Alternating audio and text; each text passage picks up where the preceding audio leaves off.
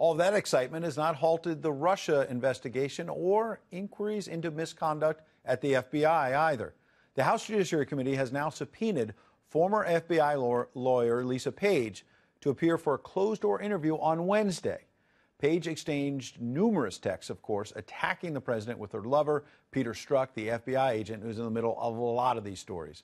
Meanwhile, Paul Manafort's attorneys have made a new court filing that reveals there was a 2017 meeting between DOJ officials and Associated Press journalists suggesting grand jury secrecy may have been violated. Molly Hemingway is a senior editor at The Federalist. She joins us now live. Good to see you, Molly.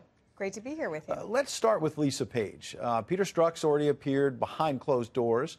We expect him, I believe, in public later this week. What do we know about Lisa Page and why she's being brought in?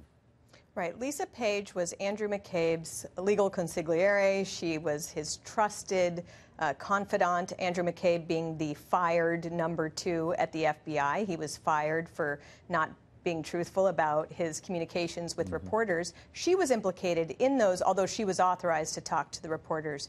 But we have all these texts showing just extreme bias between these two agents as it related to both the Clinton investigations and the Trump investigation.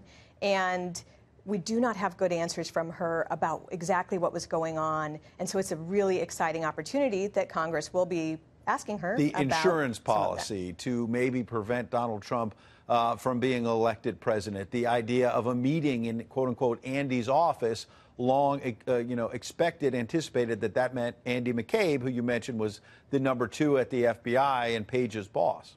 And not just that, there were interesting texts about the White House's role in the whole investigation and just the decisions that were made about the use of confidential informants, of which there were many. And there's just so much that remains to be learned about what was going on.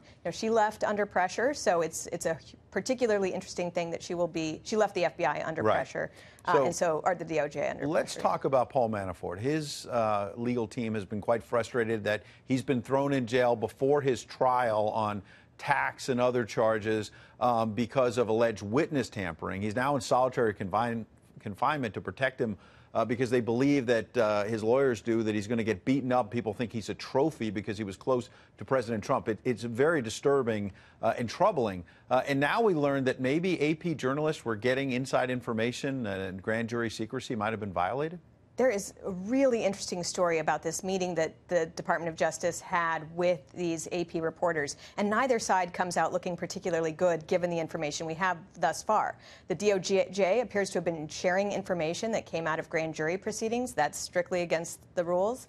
But the AP, their argument seems to be, well, we weren't sharing information. We were collecting information from reporters. Well, that violates every journalistic norm if it's true that the Associated Press was sharing information. If they'd become activists or informants, that's not typical behavior for journalists. All right. A lot more digging to come on that story for sure. Molly Hemingway, appreciate your time. Thank you.